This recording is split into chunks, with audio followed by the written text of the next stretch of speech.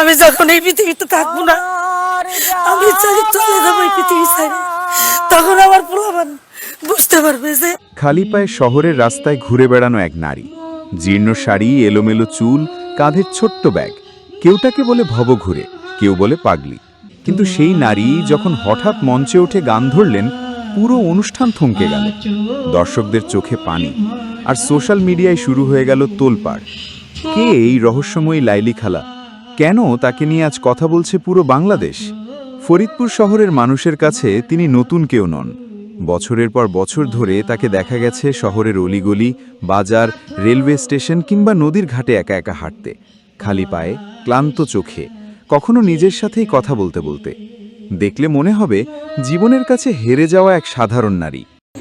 আমার এই ব্যথা বোঝার কেউ রে না দেখি, আমার মুখ দেখিয়া কেউ হেসে দাঁড়ায়, আমার দুঃখ তোমার জায়গা নাই, আজ আমার মুখ দেই খাজে দুঃখ বুঝিবে দরদি নাই ভব মাঝে। কিন্তু মানুষ জানত না এই নারীর বুকের ভিতর লুকিয়ে আছে এক অসাধারণ শিল্পী। 25শে মে নজরুল জয়ন্তী উপলক্ষে ফরিদপুর সাহিত্য পরিষদের আয়োজন। সবকিছু চলছিল স্বাভাবিকভাবেই। হঠাৎ করেই জীর্ণ পোশাক পরা সেই নারী উঠে দাঁড়ালেন। অনেকেই ভেবেছিল হয়তো কিছু সাহায্য চাইবেন, কিন্তু না, মাইক্রোফোন হাতে নিয়ে তিনি গেয়ে উঠলেন, নয়ন ভরা জলগত হার। আর ঠিক তখনই পুরো হলরুম নিস্তব্ধ। কেউ মোবাইল নামাতে পারছিল না, কেউ অবাক হয়ে তাকিয়েছিল, আবার কারো চোখ ভিজে উঠেছিল অজান্তেই। কারণ সেই কণ্ঠে ছিল না কোনো ট্রেনিংয়ের প্রদর্শনী, ছিল না স্টেজ শোয়ের চাকচিক্য, ছিল শুধু কষ্টে ভেজা এক জীবনের গভীর আবেগ। কয়েক মিনিটের মধ্যেই তার ভিডিও ছড়িয়ে পড়ে ফেসবুকে।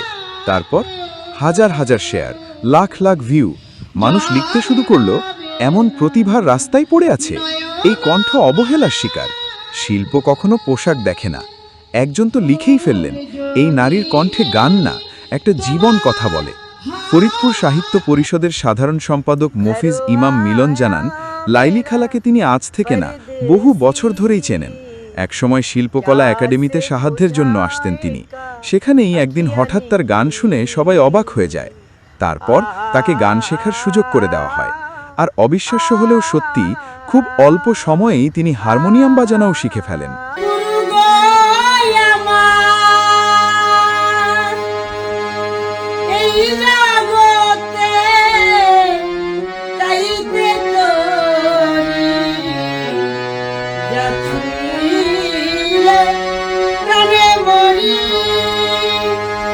নূরজাহান, লতা মঙ্গেশকর, মেহেদি হাসানের গান এমন আবেগ দিয়ে গাইতেন যে না শুনলে বিশ্বাসই হবে না। হার্টব্রেক। জানা যায় লাইলি খালার এক ছেলে ও এক মেয়ে আছে, কিন্তু বহু বছর আগে তিনি সংসার ছেড়ে বেরিয়ে আসেন। তারপর থেকে পথই যেন তার ঠিকানা। কেউ জানে না তিনি কোথায় থাকেন, কখন আসেন, কখন হারিয়ে যান। লোকমুখে এমন গল্প আছে তিনি নাকি একবার হেঁটে হেঁটেই চলে গিয়েছিলেন আজমির শরীফ। সত্যি কি মিথ্যা কেউ জানে না, কিন্তু রহস্য যেন তাকে ঘিরেই। একদিন তাকে জিজ্ঞেস করা হয়েছিল, আপনি এভাবে ঘুরে বেড়ান কেন? লাইলি খালার উত্তর ছিল খুব ছোট্ট, আমি মানুষ দেখি। দুনিয়ায় কত রকমের মানুষ, মানুষ দেখতে আমার খুব ভাল লাগে। এই এক কথাতেই যেন লুকিয়ে আছে তার পুরো জীবন। এন্ডিং। আজ সোশ্যাল মিডিয়া তাকে ভাইরাল করেছে, কিন্তু হয়তো এই সমাজই একসময় তাকে অবহেলা করেছিল। তবুও লাইলি খালা প্রমাণ করে দিলেন, প্রতিভা কখনো মরে না। সুযোগ না পেলেও সত্যিকারের শিল্প একদিন না একদিন মানুষের হৃদয়ে পৌঁছায়। আর সেই কারণেই আজ পুরো বাংলাদেশ জানতে চায়, কে এই লাইলি খালা। তোমার আঁচল ভরা ফুল, ফুল নেবে না অশ্রু নেবে, ফুল নেবে না অশ্রু নেবে, ভেবে হই আকুল নয়ন ভরা জল। জল গো তোমার আঁচল ভরা ফুল ফুল যদি নেই তোমার হাতে